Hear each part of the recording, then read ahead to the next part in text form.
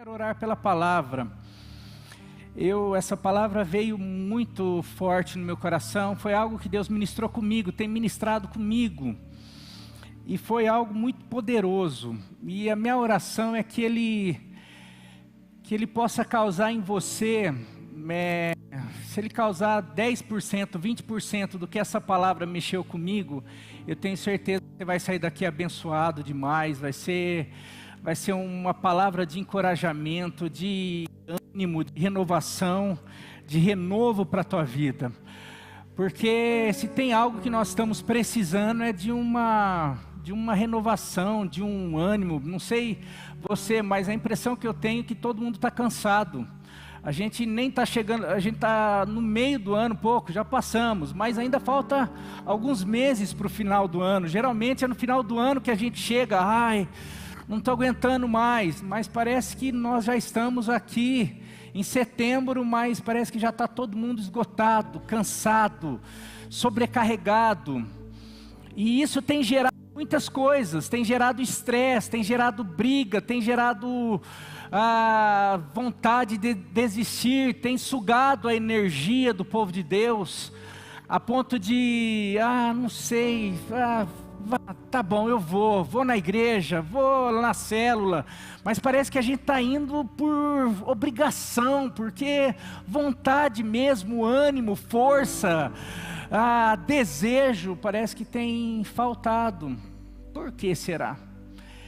E eu comecei a buscar o Senhor, porque também não sou diferente de você, também passei uns dias, uns tempos aí, me sentindo esgotado, e hoje o Senhor falou, olha, isso que eu ministrei com você, eu quero que você compartilhe com a igreja. Então eu acredito que muitos aqui podem ter a vida hoje transformada, mudada, porque algumas coisas, alguns sonhos, alguns planos que Deus tem para você ainda, se você parar, se você desanimar, se você não prosseguir, talvez você perca as promessas, a vontade, a recompensa que Deus tem para cada um de nós. Eu quero orar. Queria que você baixasse sua cabeça, fechasse seus olhos. Pai, nós estamos aqui e o Senhor conhece cada pessoa, melhor do que elas mesmas, porque o Senhor é aquele que as criou, as formou, as fez nascer, e o Senhor sabe exatamente o que cada um tem vivido, quais são as demandas, as guerras, as lutas, as dificuldades, o que cada um tem vivido, o que tem sugado, o que tem roubado as suas forças, a energia, a vontade de viver e tantas outras coisas, o que tem levado a cada um dos meus irmãos a viver uma vida cansada, sobrecarregada, mas que hoje o teu poder, o teu Espírito, através da tua palavra, possa vir como um bálsamo, como cura, como transformação, como renovação, e que aquele que estava pensando em parar, em desistir, em desanimar, eles possam realmente sair daqui renovados, cheios do teu poder, da tua unção, uma unção de renovo, de recarga, de novo tempo, para que eles possam viver todas as tuas promessas, porque o Senhor tem promessas, o Senhor tem bênçãos para cada um do teu povo aqui, e alguns já estavam pensando que não, mas hoje o Senhor veio para falar que o Senhor tem ainda muita coisa boa para o teu povo. O Senhor tem ainda vida abundante, vida plena. O Senhor tem uma vida especial, um projeto espetacular para cada um, que cada um possa hoje receber do céu essa palavra, em nome de Jesus, amém, amém. Meu querido, eu quero falar nessa noite sobre superando o cansaço. Como superar o cansaço? Cansaço é algo que atinge todo mundo, não tem como, a gente cansa. Cansaço físico, ele é até mais fácil de ser renovado, porque você passa um período se ali sem fazer atividade, se restaurando, toma alguns comprimidos, alguns remédios ali, ou faz alguma fisioterapia, algumas coisas, mas o cansaço da alma, esse é um pouquinho mais complicado. Esse tem, às vezes você viaja, às vezes você tira férias, às vezes você se isola, mas parece que o cansaço físico é mais complicado de ser sanado. Mas se eu falar para você que o cansaço da alma, que tanto tem atingido a humanidade, ele é uma escolha nossa. Como assim? Eu quero ler um texto e depois eu quero ponderar algumas coisas. Gálatas 6:9, depois eu vou para o texto base, esse é só para a gente começar. Gálatas 6:9, Paulo diz assim: e não nos cansemos de fazer o bem. E não nos cansemos de fazer o bem aqui, não nos cansemos de fazer a coisa certa, não nos cansemos de fazer a vontade de Deus, não nos cansemos de viver os planos e projetos de Deus. Esse fazer o bem é viver a vontade de Deus. Não se canse de fazer ou de viver a carreira que Deus te propôs, de viver o chamado que Deus tem para você. Agora a questão é, puxa, se Paulo está falando para não se canse, então peraí, é possível não se cansar de fazer coisas é possível não se cansar de ser um pai, de lidar com filhos rebeldes, com problemas na família, é possível, não se canse de batalhar pela família, de viver a família segundo o coração de Deus. E quem procura fazer isso sabe que não é fácil. Não é fácil viver fazendo o bem, ou viver cumprindo a vontade de Deus, ou viver uma vida segundo o coração de Deus. Geralmente a gente se cansa, mas vem Paulo e fala, não é para vocês se cansarem. E daí buga um pouco, porque fala assim, mas é possível isso? Então se Paulo está falando para a gente não se cansar de viver essa vida íntegra, uma vida que o Senhor nos propõe, o Evangelho é você viver, quando você vive o Evangelho, você vive fazendo bem. Mas às vezes a gente está na igreja e como a gente se cansa de tudo. Parece que quanto mais o certo você vive, o correto você age, parece que mais cansado, mais estresse gera na gente.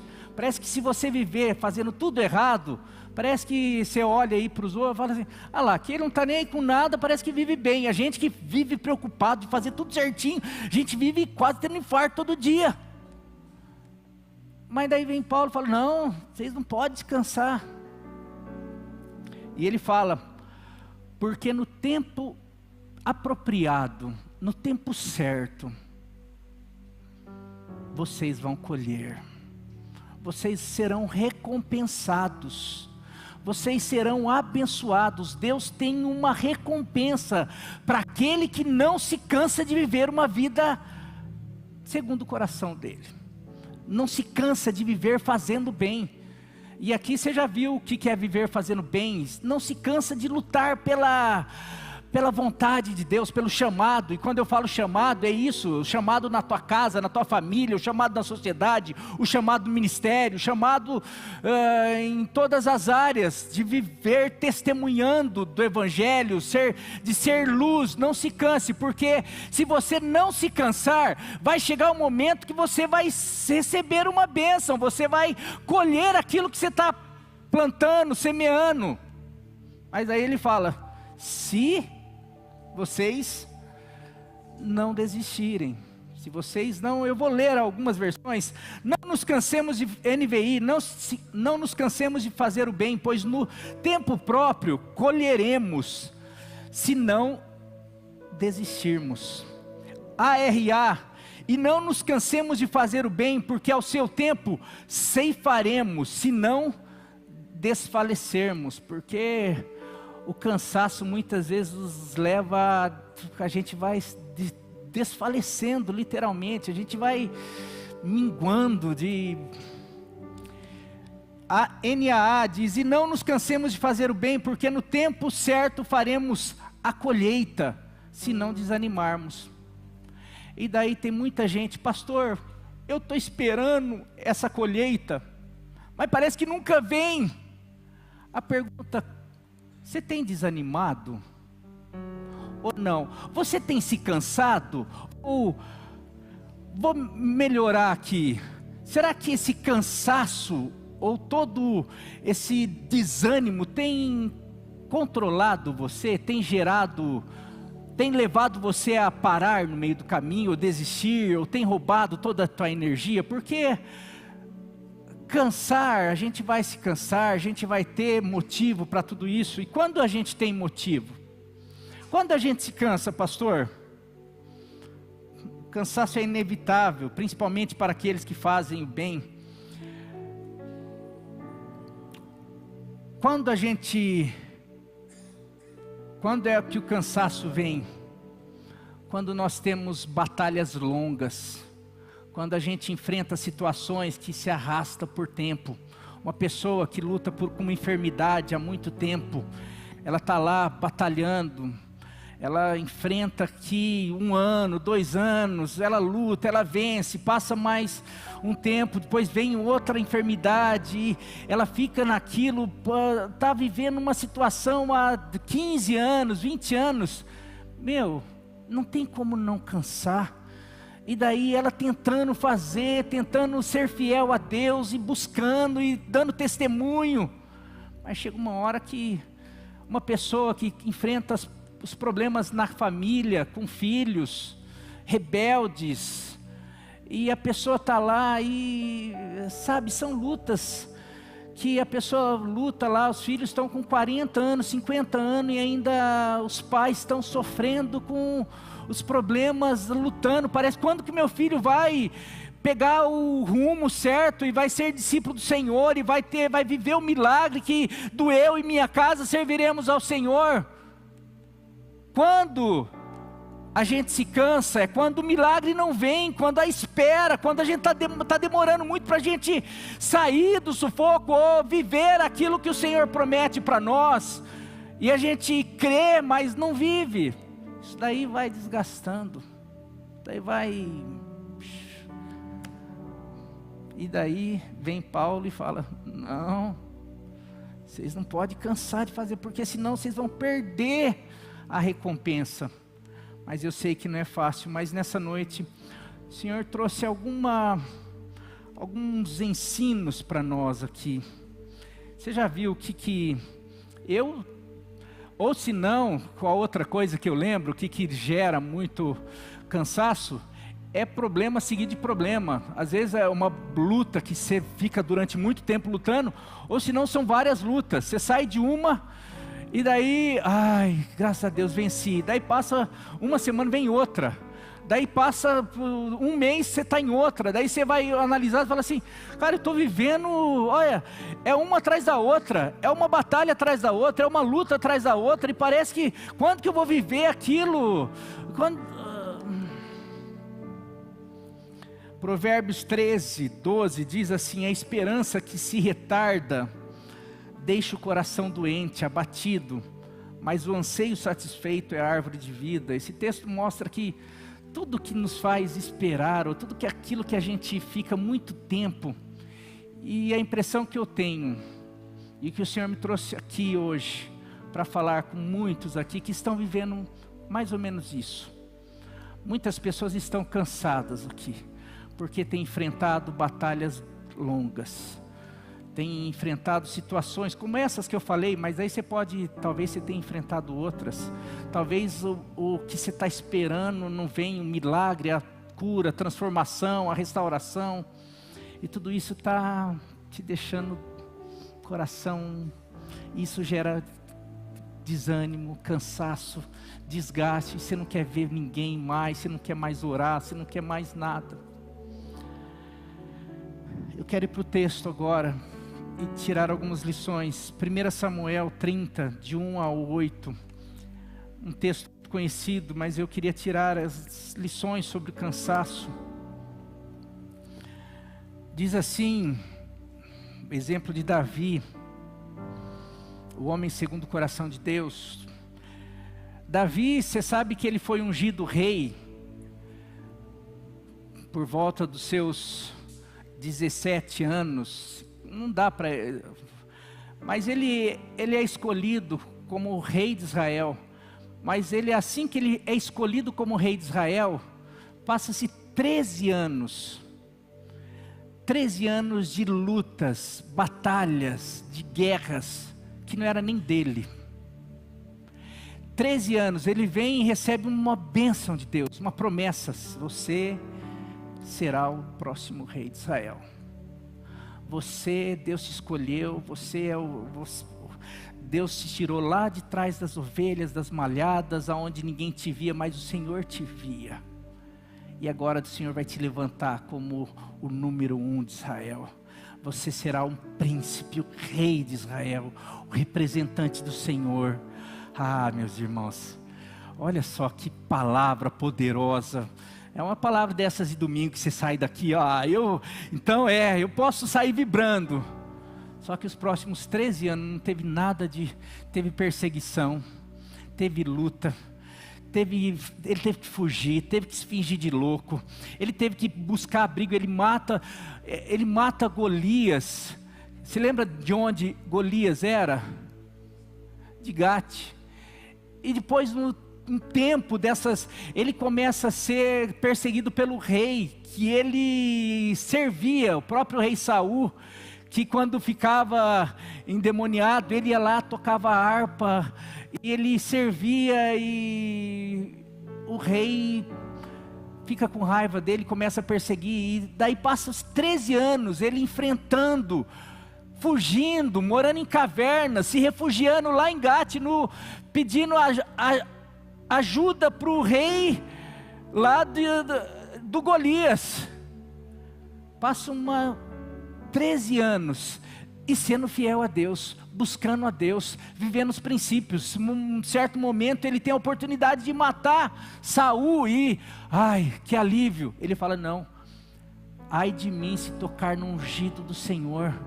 Mesmo ele vivendo uma vida com um monte de problema, cadê o trono, será que é agora? Não, ele fugindo, ele se refugiando em cavernas, ele tendo muitos problemas. Mas aqui, onde nós vamos ler, é o ápice do problema, porque ele, em meio a tudo isso daí, ele enfrentando batalhas que não era dele, ora a batalha de Saul, agora ele está batalhando para os inimigos dele, e ele vai com seu exército, e fica 3 dias batalhando para o inimigo dele.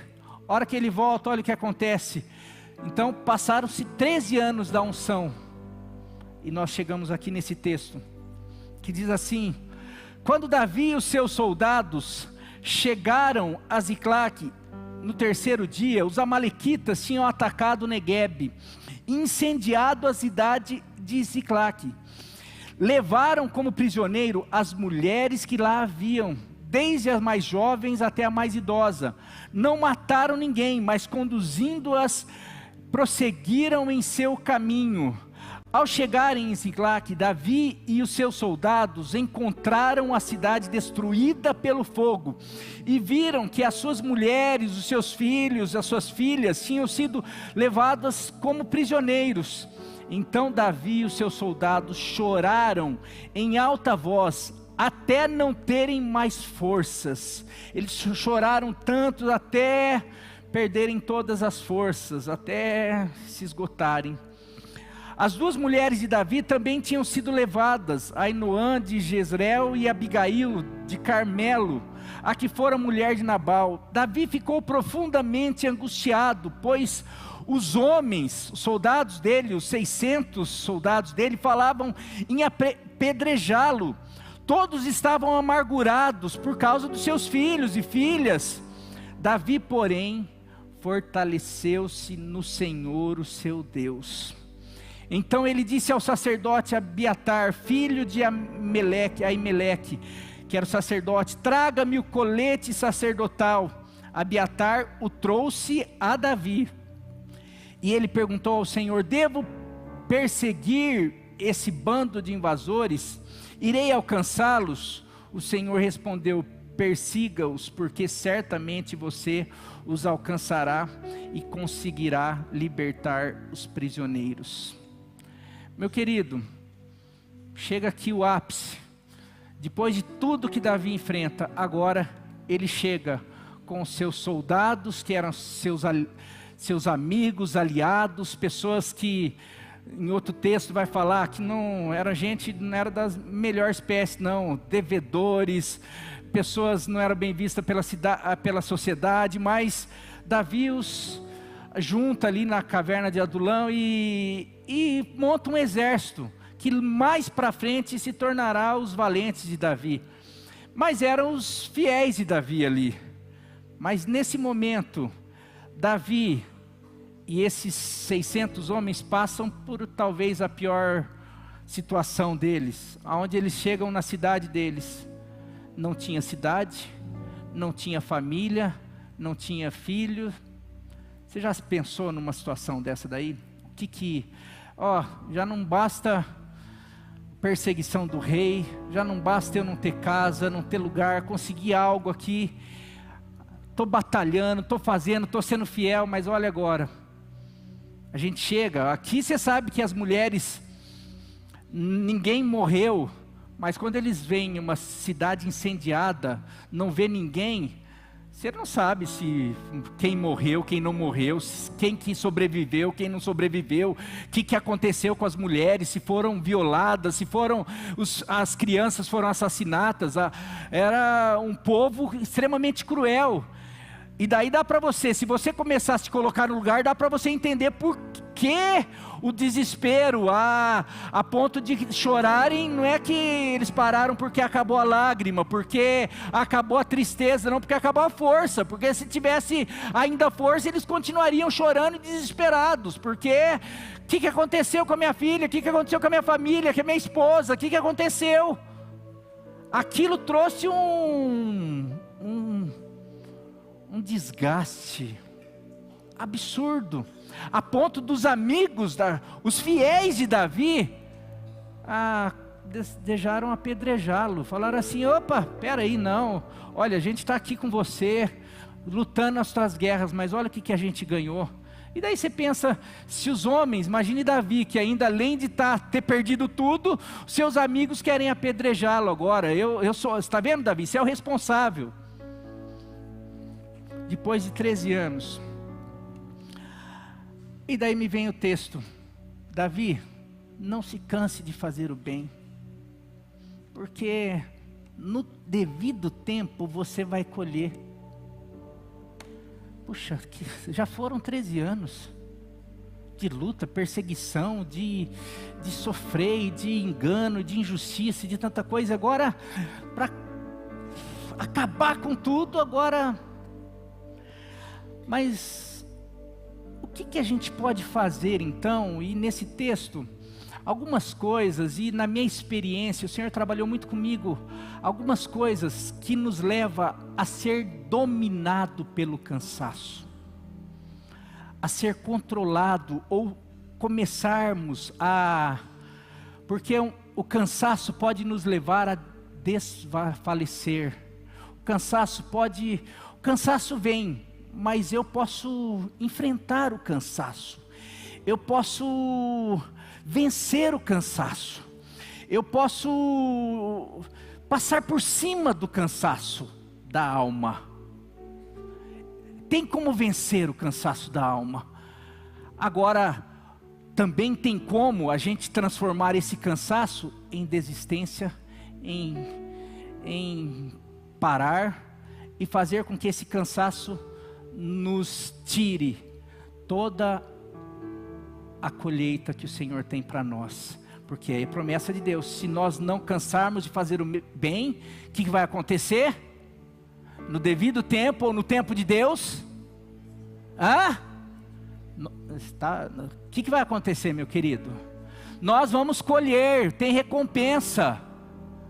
Eu não sei se a gente às vezes fala assim, não, Deus é um Deus de recompensa, Ele é um Deus galardoador, Ele é um Deus que ama nos abençoar, nos presentear, Ele é um Deus de toda graça, de toda dádiva, e muitas vezes nós não recebemos, é muito por causa da nossa postura, por causa das nossas escolhas, por como nós agimos ou reagimos diante das circunstâncias.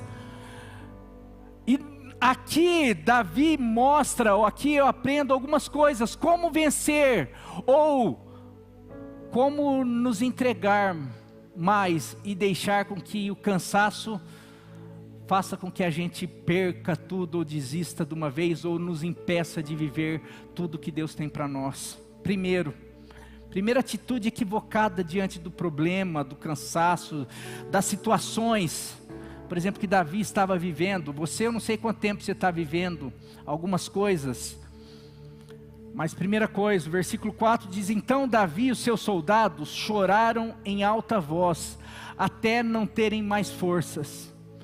Coloco aqui, tem algo, se desesperar, se vitimizar, pegar algo que você está vivendo e fazer com que aquilo se transforme no teu choro diário, na tua lamentação, ou no teu pensamento, ou nas tuas lágrimas diárias. De repente, aquilo transformar, por que comigo? Eu não merecia isso, eu dei tudo que eu podia, eu faço de tudo, eu procuro ser a pessoa mais correta, mais certa, mas mesmo assim, olha só o que acontece comigo, o que eu vivo, o que eu sou obrigado a passar, por que eu estou passando isso? E tem muitas vezes que nós passamos o dia, ou às vezes isso vai piorando, porque semana passada, olha o que aconteceu comigo, semana retrasada, olha, essa semana já começa com isso. Isso é como se a gente estivesse chorando as situações, dando voz para o fracasso, para os problemas. Mas isso tudo, a gente fica como se fosse uma autopiedade. E eu queria dizer que autopiedade é fruto de justiça própria. No fundo, você sabe, uma das coisas que nos desanima muito e que faz com que a gente fique remoendo os nossos problemas, é justamente isso. Eu não merecia. Poxa, eu sou Davi, eu sou escolhido, eu sou o rei, eu sou o futuro rei de Israel, eu sou pastor, eu sou o melhor filho, eu sou a pessoa, procuro fazer tudo certinho, pago isso,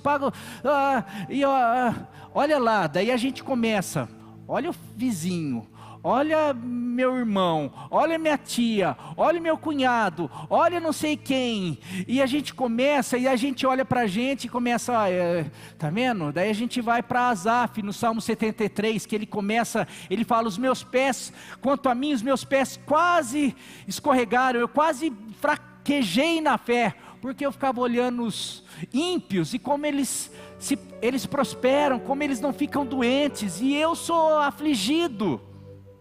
Que é isso? Cara, eu que sou bom, eu que sou justo, eu que faço tudo certinho, não devia estar sofrendo tudo isso daí. E a gente fica chorando, fica falando como galinha da Angola, tô fraco, olha, tadinho de mim. Olha, ninguém olha para mim, ninguém faz isso, eu estou sozinho, olha, ninguém vê que eu estou sofrendo. A gente fica chorando. E o problema não é chorar, porque tem um momento que a gente chora, mas como é o choro? E para quem se chora? E o que se chora? Tudo diferente, o problema não é o choro. Tanto é que o texto fala que esse choro esgotou a força deles. Tem choro, ou vou colocar, tem pensamento, tem reclamação, tem murmuração, que rouba toda a nossa força e energia. A gente fica, nossa, mas não podia ter feito, não podia ter acontecido, eu não podia ter vivido aquilo, eu não podia, e a gente fica.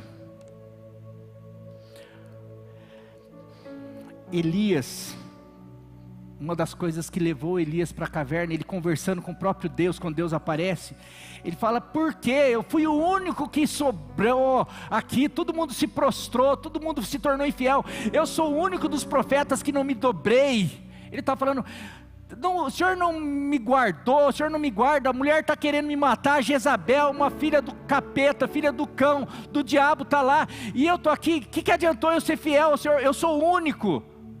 Ele está falando: eu sou o melhor de Israel, e o Senhor permite eu sofrer, permite alguém me ameaçar. Deus fala: oh, tem mais 7.000 que não se dobraram, você não é o último pacote da bolacha não, Elias, você é uma benção, você é um profeta, mas se você ficar com esse pensamento, isso daí você vai ficar dentro da caverna, isso daí você vai ficar, porque dá para entender, eu não sou melhor do que meus pais, não, no fundo, eu sou melhor do que todo mundo, e estou sofrendo. Eu sou crente, eu sou pastor, eu sou isso, eu sou aquilo, e a gente passa por isso. Meu querido, autopiedade, se desesperar, se vitimizar, são coisas que só roubam mais a nossa energia, e vai levar você, fazer com que o cansaço comece a se transformar em desânimo, desistência, esgotamento, e vai te levar a pensar em parar, em desistir. Segunda lição, segunda atitude equivocada diante dos problemas, dessas situações, versículo 6 diz: Davi ficou profundamente angustiado, pois os homens falavam em apedrejá-lo, todos estavam amargurados por causa dos seus filhos e filhas.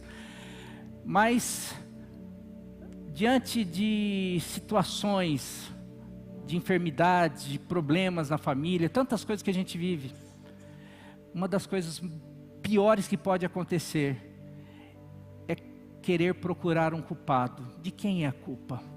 Ou transferir responsabilidade. Não, aconteceu, olha, por quê? O que aconteceu?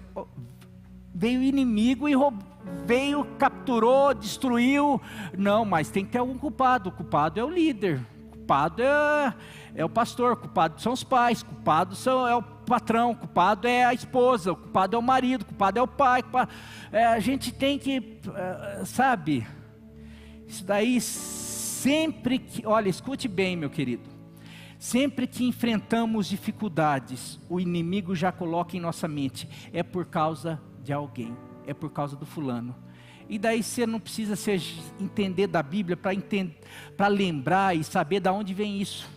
A primeira solução do homem depois da queda foi transferir a responsabilidade. Estava lá Adão, Deus chama, porque tinha passado a missão para ele, vocês vão aprender isso no renovo. Adão, por acaso você comeu daquela árvore que eu falei que era para não comer? Você sabe o que é? Eu estava bem sozinho, estava tranquilo. Você lembra que enquanto eu estava só eu, não tinha dado BO nenhum ainda.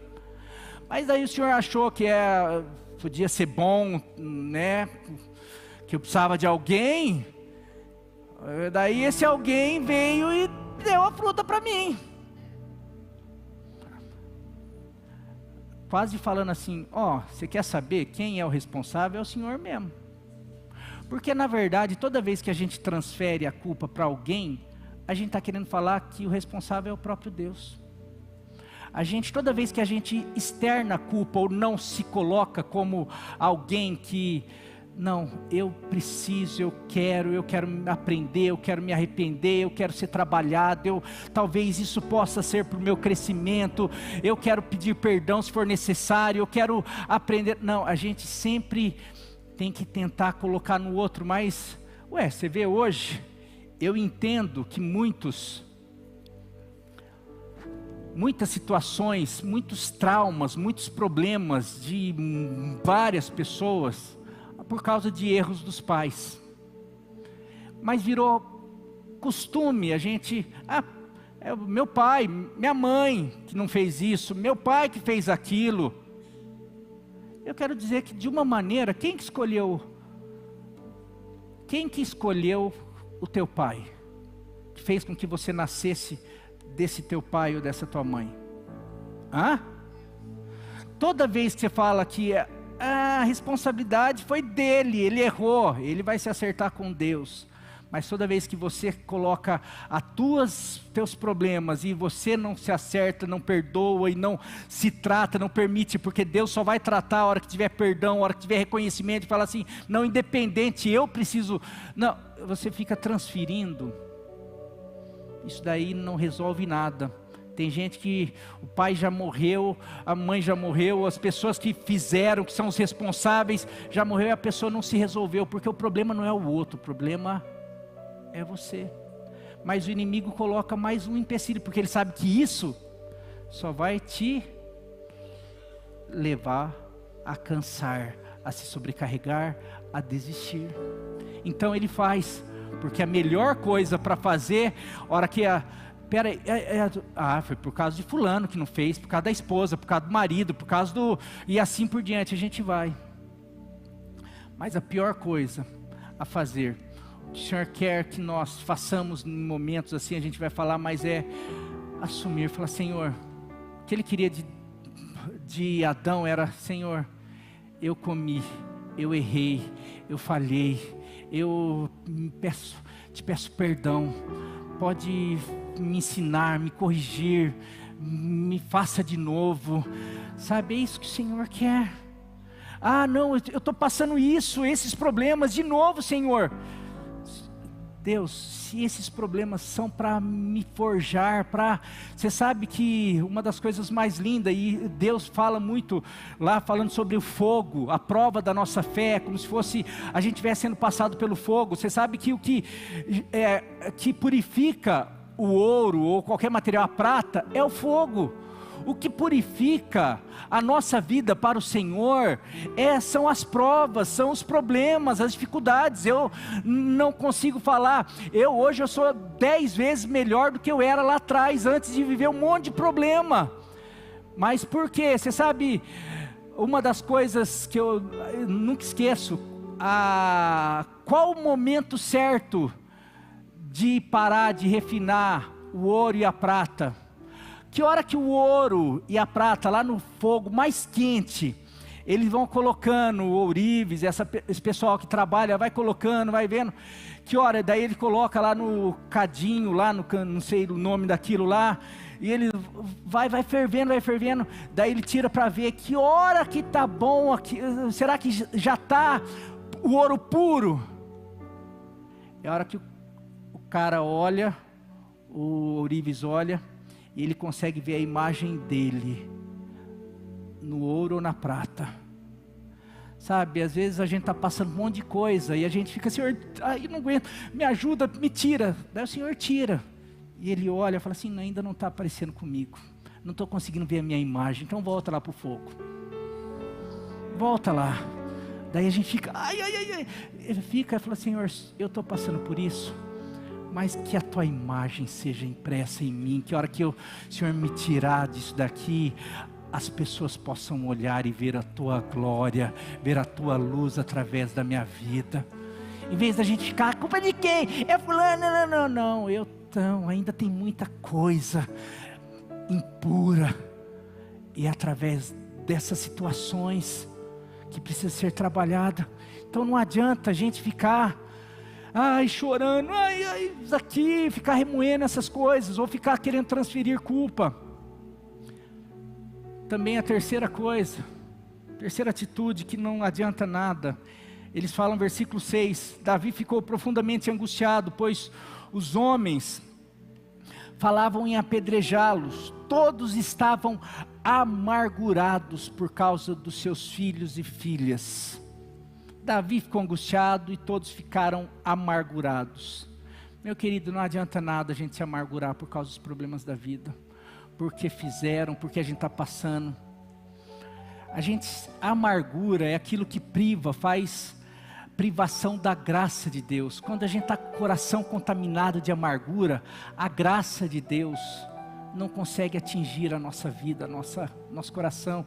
E a amargura, muitas vezes, você já viu pessoa que é amargurada com a vida, fala, é amargurada com a vida, porque sofreu um monte de coisa, porque sofreu com o marido, sofreu com o pai, sofreu com não sei o quê, tem motivo para isso, mas ela permitiu que aquilo que o Senhor muitas vezes pode usar para o bem, para a transformação de vidas, para um testemunho, para aquilo se torne uma vitória, uma transformação, uma mudança na família, ela usou para que aquilo pudesse transformar ela numa casca grossa, em alguém amargurada. E uma pessoa amargurada, ela consegue contaminar o ambiente, ela consegue amargurar outras pessoas, ela consegue contaminar. Mas o que leva a pessoa a se amargurar? É justamente ficar pensando, cadê meu filho? Meu filho era para estar aqui, mas o Senhor levou, o Senhor não permitiu que ele vivesse. Daí a gente está, por que a gente se amargura? Porque a gente fica chateado com Deus, a gente culpa Deus, não, mas justo eu, por que tinha que ser acontecer? Porque olha lá, quantas pessoas que jogam criança, é drogada, é não sei o que, tem um monte de problema, joga a criança no lixo, e acontece um monte de desgraça, e a criança sobrevive, meu não viveu, e eu, como eu sou bonzinho aqui, vou na igreja, eu prego, eu canto, eu faço, se eu ficar pensando isso, ficar chorando, alimentando isso, sabe o que vai acontecer? Eu vou ficar amargurado. Se eu ficar, mas aconteceu isso, meu filho morreu, eu não tenho filho, e agora aquilo, tive problema na minha família, tive problema financeiro, agora tive que mudar, perdi uma casa, meu filho não está no caminho do Senhor, agora me separei, agora estou sozinho, agora não arrumo ninguém, agora não sei o que, agora tem mais esse problema, cara, você fica assim, você vai ser contaminado, você vai ser alguém amargo, a amargura vai tomar conta de você. Olha o que fizeram. E você sabe que a amargura também é um sintoma da justiça própria. Porque é isso. Você sabe que no fundo, um dia me perguntaram, pastor, por que Deus permite justos sofrerem? Por que Deus permite justos sofrerem? Eu perguntei, quais justos? Não, as pessoas boas. Eu falo assim, segundo a Bíblia, quando Deus olha para a terra, Ele não vê um justo sequer. Todos nós somos merecedores da ira de Deus. A pergunta que você tinha que fazer, diante do cenário da humanidade, da corrupção do coração do homem, por que a gente não sofre mais? Você sabe, daí eu respondo, é por causa da graça e misericórdia de Deus. Mas essa pergunta já passou pelo meu coração e pelo teu. Porque quando a gente faz essa pergunta, e sempre a gente nunca se coloca na posição dos maus. Quando a gente fala pessoas boas, nós nos colocamos como pessoas boas. E a gente está falando, por que o Senhor permite o pessoal da minha igreja, as pessoas, quantas pessoas boas aqui sofrerem, e a gente compara com os ímpios, com pessoas assim, a gente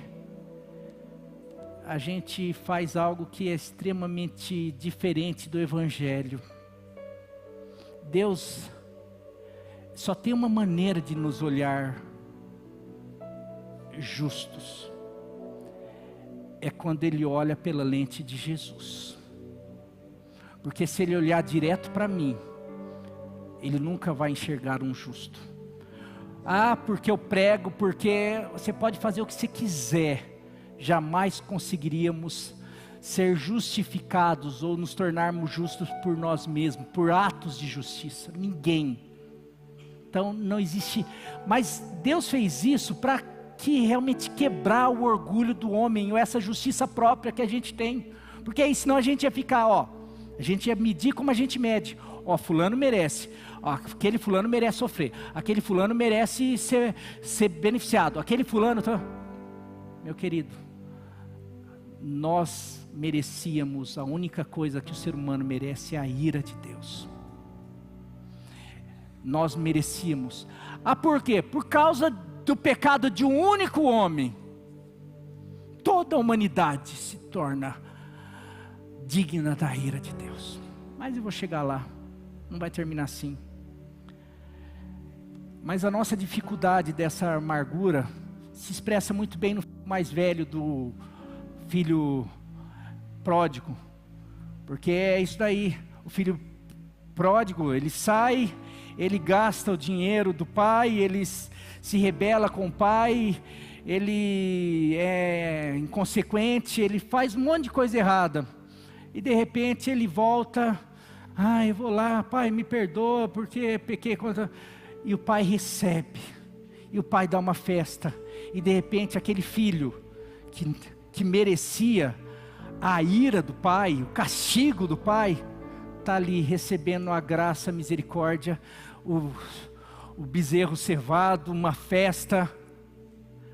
E daí chega o irmão mais velho, que, vamos falar a verdade, com toda a razão no âmbito natural, revoltado. Como que o Senhor pega esse moleque que gastou todo o teu dinheiro, o nosso dinheiro, com prostitutas, foi irresponsável, fez o Senhor sofrer, fez a gente sofrer, fez um monte de coisa, e o Senhor recebe ele e dá uma festa para ele? E eu que mereço, eu que sou bom, eu que sempre fiz tudo para merecer isso, o Senhor não faz isso.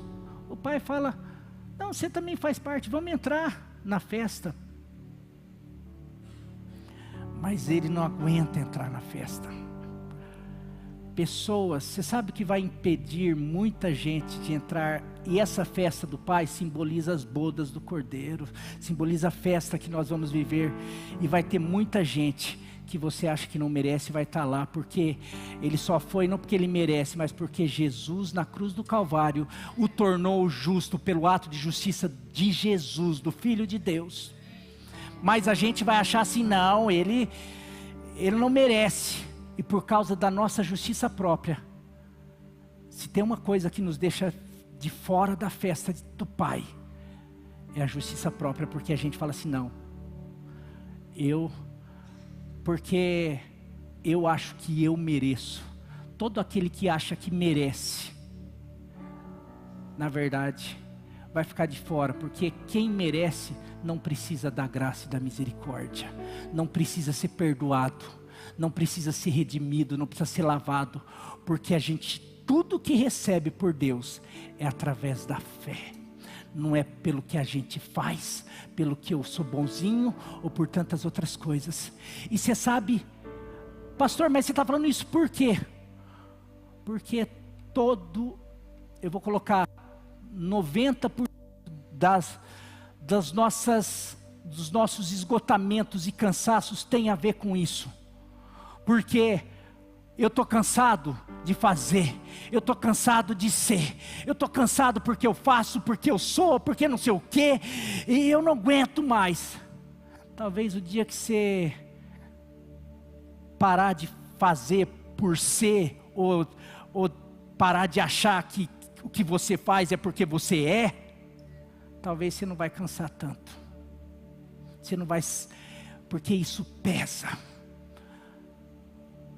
Os discípulos, uma certa vez, eles estavam depois de uma noite inteira pescando, eles estavam exaustos lavando a rede, com todo o conhecimento de pescador, mas eles não aguentavam mais, porque eles estavam apenas fazendo no braço da carne, eles estavam fazendo na dependência deles.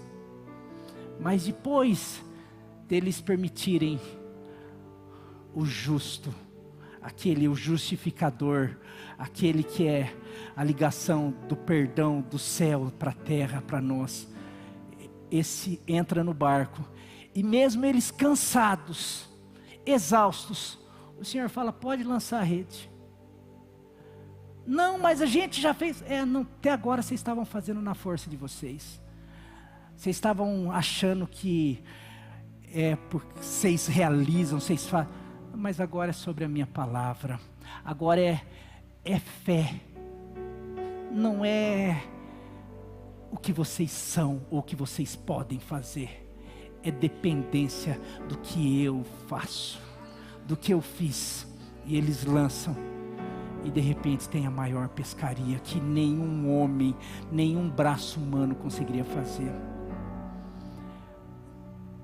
O que o Senhor tem ministrado comigo. Esses dias eu estava frustrado com o meu ministério.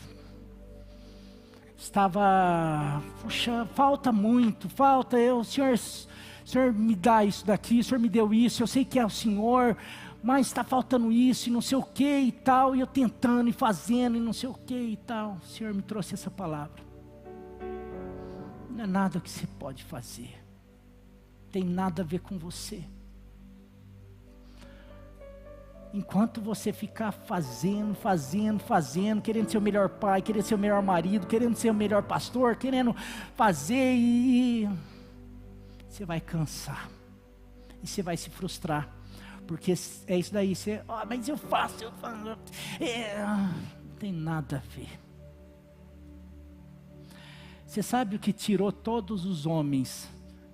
Elias da caverna, o que tirou Davi da caverna, o que tirou Davi daqui, o que tirou todos os homens, Jeremias, o profeta chorão, o que tirava esses homens do seu esgotamento e do seu cansaço? Não era uma viagem, não era um descanso físico, era a presença de Deus, era ouvir o Senhor.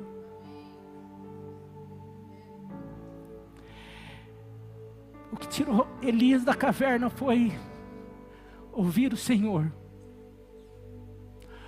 Aqui o que tira Davi dessa situação, fala que ele se fortaleceu na única pessoa que pode fortalecer.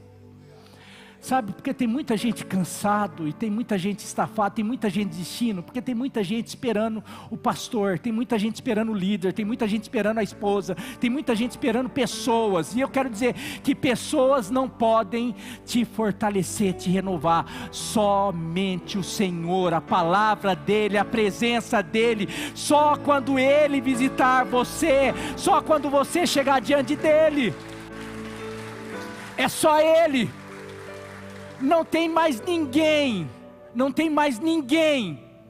que pode tirar do momento de cansaço. Esses dias eu tenho orado pela liderança, porque eu falo assim, se eu estou assim, e o pastor, a liderança é o reflexo do pastor, eu fico assim, eu falo assim, a liderança deve estar, esses dias eu encontrei a Vanessinha ali, como você está, Vanessinha? Nossa, pastor, não, isso e aquilo, eu, de vez em quando eu fico assim, até falando, nossa, se eu perguntar, porque está assim, porque é uma enfermidade aqui, é um problema ali, é outro problema ali, está todo mundo assim, e o que eu tenho para oferecer? O que eu tenho para oferecer é o que o Senhor mandou fazer lá hoje, é o que Ele tem feito comigo. Davi buscou força, em vez de ficar chorando ou dando atenção para todos os problemas, em vez de ficar chorando, ficar procurando culpado, ficar angustiado, ficar amargurado, tudo isso só vai nos levar para baixo. A gente precisa buscar força naquele que é a força, aquele que tem unção, aquele que tem poder, aquele que tem cura, aquele que tem o bálsamo de Gileade.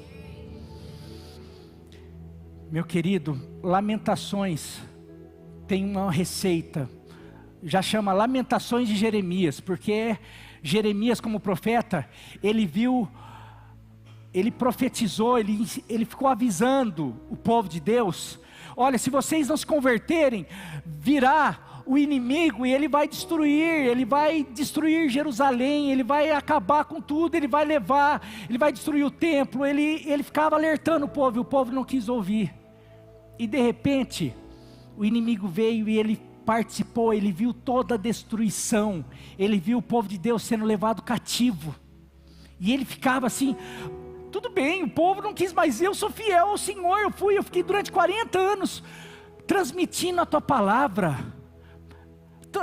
o povo tudo bem, mas eu estou sofrendo também agora com tudo isso.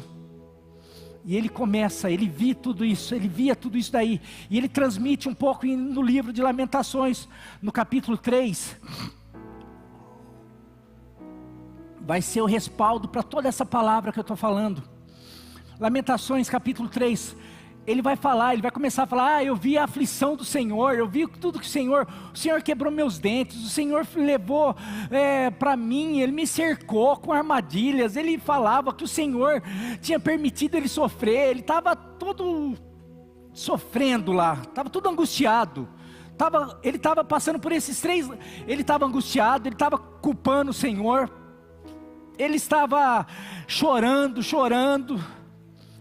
e aqui a partir do versículo 15 ele diz assim, fez-me comer ervas amargas e fartou-me de fel, quebrou os meus dentes com pedras e pisoteou-me na cinza, tirou-me a paz e esqueci-me do que é prosperidade. Por isso digo, o meu esplendor já desapareceu, bem como tudo o que eu esperava do Senhor. Lembro-me da minha aflição e do meu delírio, da minha amargura e do meu pesar. Lembro-me bem de tudo isso. E o que acontece quando ele lembra de todas essas coisas? Leia aí, meu querido, o que acontece quando ele fica lembrando de toda essa desgraça que aconteceu na vida dele? O que acontece quando ele fica lembrando dessas coisas? Quando ele traz para a memória dele a desgraça? O que acontece? A minha alma desfalece. A gente quando está aconselhando, eu já passei por muitas situações, por exemplo, perda de filho. Eu trabalhei com a Nilva, na primeira gestação, na primeira perda da Rebequinha, a gente ficou acho que 21 dias, eu não dormia sem ficar ministrando isso. Falei, você vai precisar, porque qual é o nosso desejo? A filha morreu, a gente ficou 15 dias vendo ela, visitando ela todos os dias aí eu preciso lembrar dela, porque se eu não trouxer ela à memória, daqui a pouco eu não vou lembrar mais, então eu quero todo dia lembrar dela, só que lembrar dela, vai me amargurar, me angustiar naquele tempo, então eu ficava, Nilva, você não lembra, não lembra, você vai trabalhar na tua mente para lembrar outras coisas, lembra que Deus que você tem um marido, que você tem uma igreja, que você tem isso, começa a fazer isso, porque se você ficar, minha filhinha morreu, você vai entrar em depressão, você não vai conseguir, porque quando a gente traz, meu marido foi embora, meu marido me traiu, aconteceu isso, olha que desgraça que eu vivo no casamento, olha que não sei o que, você fica alimentando isso, daí você, pastor, estou tão cansado, por que será que você está cansado? Porque você fica, meu marido, minha casa, minha cidade, meu trabalho e não sei o que. Você fica isso, está vendo? Porque Paulo fala, não nos cansemos. Ou seja, para de ficar pensando no que pode fazer com que você se canse. O que desgasta a tua alma é você trabalhar com isso. Olha a diferença disso. Continua. Só que ele está falando e aconselhando a gente. Ele fala, porém, eu tenho todo esse fator de desgraça que eu experimentei, que eu vivi. Quando eu me lembro disso, a minha alma desfalece. Porém, entretanto, todavia, lembro-me também, tem algumas versões, eu quero trazer à memória aquilo que me dá esperança. Eu quero trazer à memória, é o que Davi, eu quero me trazer à memória aquilo que pode me dar esperança. Pode continuar. O que pode me trazer esperança? Graças ao grande amor do Senhor é que não somos consumidos, pois as suas misericórdias são inesgotáveis, elas se renovam a cada manhã. Tem problema? Eu quero dizer, amanhã tem misericórdia sendo renovada na tua vida. Tem situação difícil, mas amanhã é um novo dia, um novo tempo, um novo amanhecer com a graça de Deus, com a vida dele sobre você, com o cuidado dele, com o amor dele sobre você.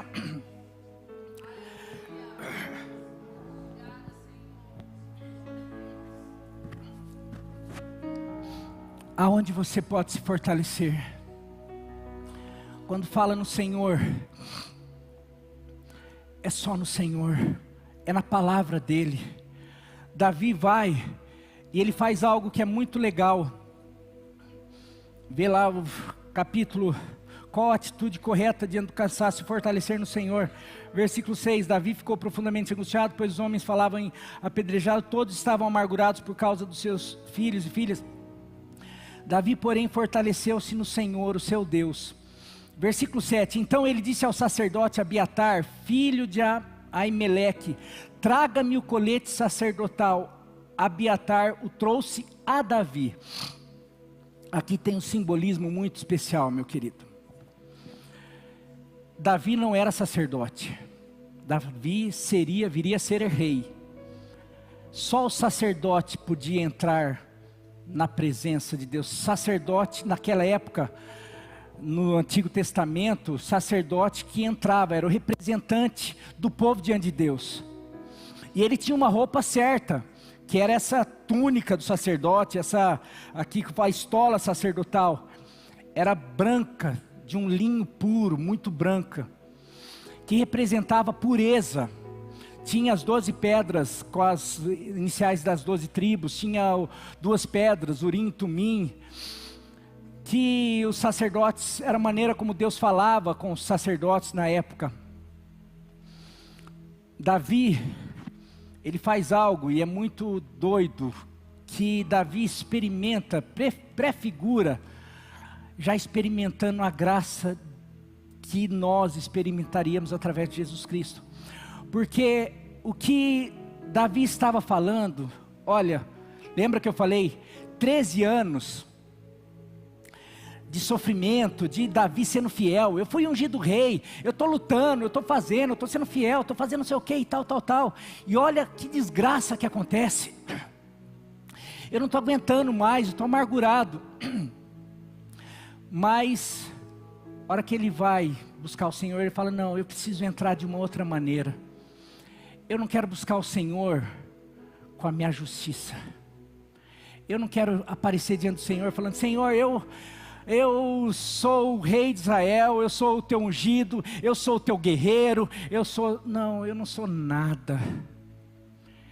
Eu quero vestir essa veste sacerdotal, porque simbolicamente, o linho branco, a veste, simbolizava pureza. É como se, porque o sacerdote podia entrar, era como se o sacerdote fosse uma pessoa justa por causa das vestes, era tudo simbólico, apontava para aquilo que Jesus ia fazer. Jesus, ele veste a justiça já de Jesus, porque na cruz, Jesus se torna a justiça de Deus. Nós nos tornamos justos e hoje todos nós somos reis e sacerdotes. Nós não temos uma veste física, mas nós temos uma veste espiritual, porque nós hoje, nós nos apresentamos diante de Deus, no nome de Jesus, e por causa do que Ele fez na cruz, Ele rasgou o véu, e hoje nós podemos adentrar, não por causa do nosso mérito, por causa da nossa justiça, mas por causa da justiça que Deus fez, que caísse através de Jesus Cristo, na cruz do Calvário. Então nós somos justiça de Deus por intermédio de Jesus Cristo. Então hoje nós podemos entrar, mas Davi lá atrás, é como se ele estivesse falando, não, me empresta a roupa, que eu sei que eu não sou justo, eu sei que eu quero entrar dizendo para Deus, Deus, aqui não está o rei, aqui não está o guerreiro, aqui está alguém que depende da justiça de Deus. Não, eu não quero, eu estou me apresentando, eu preciso me fortalecer, porque eu não estou aguentando depois de 13 anos, tanto apanhando, eu perdi, eu não sei, eu preciso do Senhor, eu preciso me fortalecer, estão querendo me matar, estão querendo me apedrejar, eu perdi minhas esposas, eu perdi tudo, mas eu preciso ser fortalecido no Senhor, e eu sei que, para eu ser fortalecido, eu preciso me desfazer da minha justiça. E aqui vai uma lição para nós. Meu querido, você quer começar a vencer o cansaço?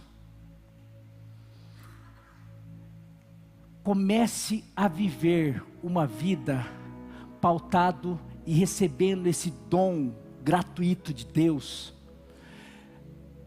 Coloca Romanos 5,17. Os que receberam a abundância da graça e o dom da justiça. Olha, os que receberam a abundância da graça e o dom da justiça reinarão em vida através de Jesus Cristo. O dom da justiça, o presente da justiça.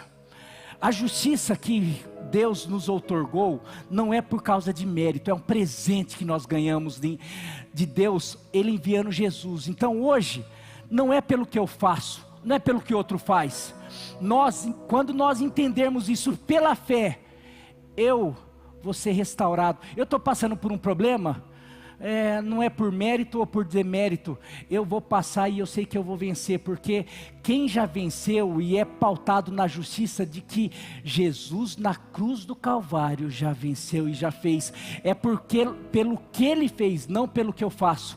Isso daí tira um peso da gente, meus queridos. Não é pelo que eu faço, pelo que eu deixo de fazer. Então a gente vive pela fé no Filho de Deus. E a gente aprende a receber a graça, a abundância da graça. E quando a gente aprende isso, a gente começa a se tornar mais do que vencedor. Porque nós somos mais do que vencedores por meio de alguém, não por meio daquilo que eu faço. Nós somos mais do que vencedores por meio de Jesus Cristo. Como que é isso, pastor? Pela fé. Pela fé. Tudo que Deus prometeu para mim, eu não vou viver pelo que eu vou fazer. Eu vou viver pela fé no que Ele já fez e no que Ele profetizou para mim, no que Ele declarou para mim. Porque é pautado no que Ele fez, não no que eu vou fazer. O que eu vou fazer vai ser consequência da fé que eu tenho nele. Está dando para entender? Isso muda tudo, porque tem muita gente que vive, mas não vive debaixo da graça. Vive debaixo da lei, da justiça. Então está sempre assim, eu não mereço, eu mereço, o outro não merece, o outro merece, o outro... A gente não vive pela fé, a gente não vive pela graça.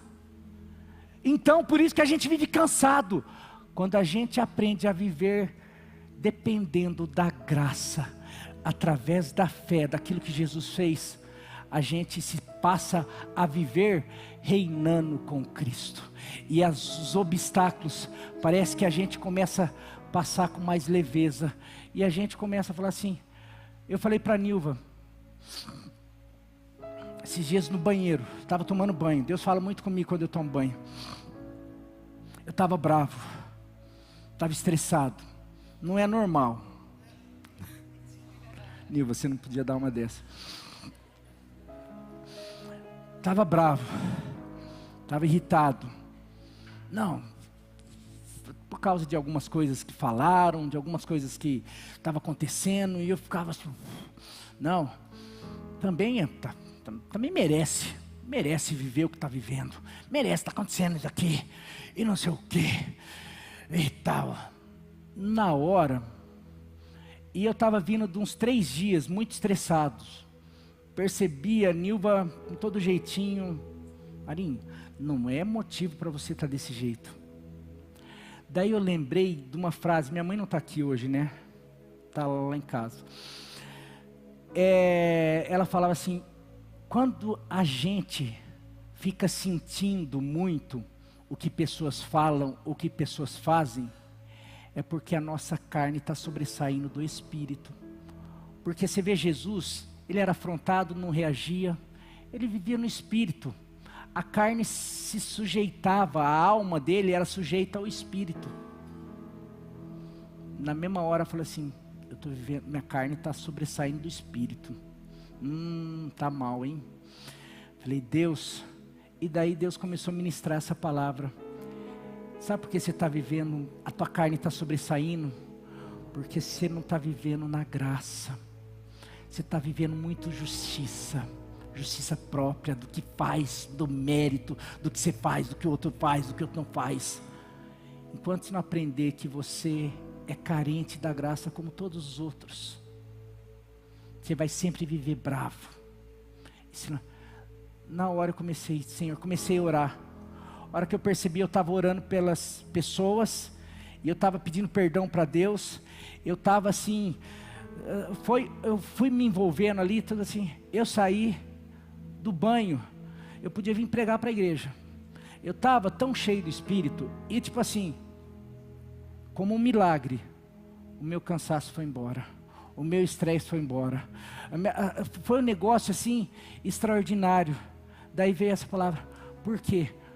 Olha só, eu quero encerrar, terminar falando, Davi, porque ele vestiu tudo isso. Daí Deus fala para ele, e eu nem quero terminar. Deus fala, vai lá. Ele foi atrás das mulheres, recuperou as mulheres, recuperou tudo que o inimigo tinha pego, restaurou tudo, pegou tudo, e ainda os despojos, mais do que eles tinham pego. Davi saiu vitorioso disso, mas não quero falar disso. Eu quero falar que o Espírito mostrou algo. Sabe por que você está vivendo isso, Marinho? E daí confirmou com uma mensagem que eu recebi, porque você está para viver um novo tempo.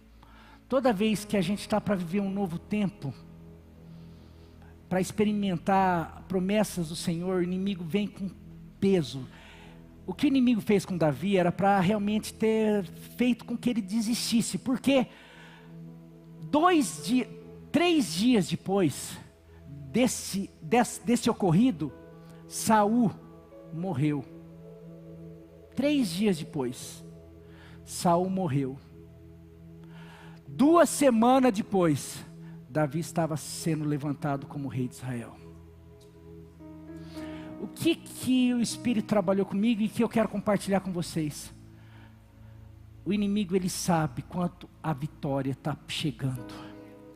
Ele sabe quando Deus tem algo assim, que você está esperando, que você está lutando, que você está batalhando, e que só que você não está aguentando mais, e daí o inimigo parece que dá uma apertada, usa os amalequitas, usa o inimigo para de repente vir, usa até os amigos tentando fazer com que você desanime, desista, porque o inimigo sabe que daqui 2 dias, ele sabia que Saul estava enfrentando uma guerra, o inimigo sabia que estava para acontecer a promessa de Deus na vida de Davi.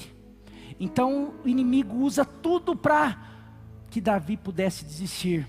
Por isso que daí, se você não desistir, você vai colher. E hoje, o Ministério do Louvor pode vir. Hoje, o que o Senhor ministrou comigo e que eu quero ministrar, tem muita coisa nova chegando. O Brasil, o país, a cidade, está tudo turbulento, a tua casa, está muita coisa, a tua vida, está... Mas o inimigo sabe que está para vir uma onda de bênção, de promessas de Deus, de concretização de sonhos, de realizações. Mas o inimigo sabe que ele quer que você pare antes da colheita. Ele quer que você desista. Ele quer que você pare.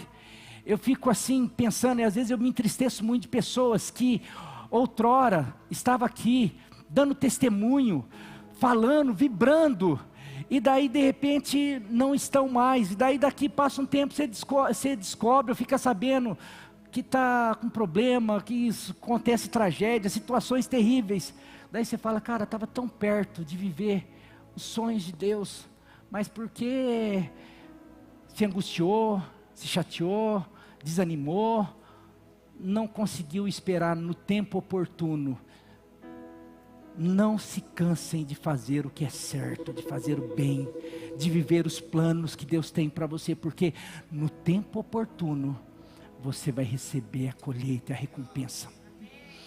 Eu sinto de verdade que muitas coisas, muitas colheitas, muitas recompensas do Senhor estão por vir. E principalmente em você, que talvez esteja vivendo, dos 13 anos, para mim, eu creio, e o Senhor ministrou comigo, que essa questão aí foi uma das piores experiências de Davi. Mas porque Davi escolheu se fortalecer no Senhor e não parar, ele pôde 3 dias. A vitória maior não foi nem a que ele recuperou tudo, foi dele viver as promessas que Deus tinha feito para ele 13 anos atrás. Eu não sei se está para você viver as promessas que Deus te fez há 10 anos, há 20 anos atrás. Algumas pessoas com ministério, com tantas coisas, e às vezes já chegou tão perto, e às vezes, não pare, não desanime. O Senhor me trouxe essa noite aqui para falar com você. Deus te trouxe aqui, não foi à toa, foi porque você precisava ouvir, porque você tem se cansado, você tem desanimado, você tem pensado em parar, mas hoje o Senhor está falando: não pare, porque a vitória está logo ali. A vitória está logo ali. O nosso Deus é o Jeová Nissi, o Senhor é a nossa bandeira. Moisés falou isso quando ele estava numa guerra, venceu uma guerra contra os amalequitas. Ele falou: sabe por que nós vencemos? Porque o nosso Deus é o Deus da vitória, é o Deus da bandeira, do estandarte. Quando o nosso Deus vai na frente, nós podemos ter a certeza da vitória. Então, se você tem passado por situações difíceis, se você tem motivos para desistir, para cansar, talvez seja porque o inimigo está vendo que a vitória está chegando, que a promessa está vindo, que você está para viver tudo aquilo que Deus tinha. Mas quanto tempo? Eu não sei, talvez 10 anos. Moisés teve que esperar 40 para viver algumas coisas. José teve que esperar 20 anos. Davi teve que esperar 13 anos, como nós falamos. Tantas coisas, não sei quanto tempo você tem esperado, mas uma coisa é certa: o nosso Deus jamais falhou, o nosso Deus é fiel. Então não desanime, não se canse, não se canse de viver o que Deus tem para você, para tua casa, para tua família. Deus tem planos para você, para tua descendência, mas você está cansado porque, não aguento mais fazer o bem. Não, fala que o Senhor, Ele quer um penoso trabalho. Quem mais fez bem do que Jesus? E quem mais recebeu o mal do que o próprio Jesus? Mas fala que Ele vê o fruto do seu penoso trabalho e se alegra, sua alma se alegra. O que o Senhor fala para mim, e que eu senti, Ele falou: Marinho, eu sei que tem tido dias difíceis, mas eu quero dizer que para cada dia difícil, haverá 7 de vitória, de recompensa, de colheita. Ele tem falado para mim: quero compartilhar com você, e Ele permite compartilhar com você. Para cada dia de choro, haverá 7 de alegria. Para cada dia de vergonha, para cada dia de cansaço, de coisas que vêm angustiar você, virá dias de refrigério, de regozijo, de descanso, de vitória. Esse é o nosso Deus, em nome de Jesus. O Senhor me trouxe aqui para falar: não desista, não pare de sonhar, não pare de crer, não pare de acreditar. O Senhor vai trazer resposta, o Senhor vai trazer milagre, o Senhor vai trazer restauração. O Senhor nessa noite vai trazer refrigério como milagre. Você entrou aqui cansado, você vai sair como eu saí daquele banho. Eu saí daquele banho diferente. Por quê? O milagre não porque eu fiz nada, porque eu descansei na graça de Deus, porque eu descansei no amor, na bondade, na fidelidade dEle. E hoje o Senhor te convida para isso. Quantos querem viver? Quantos creem nisso em nome de Jesus?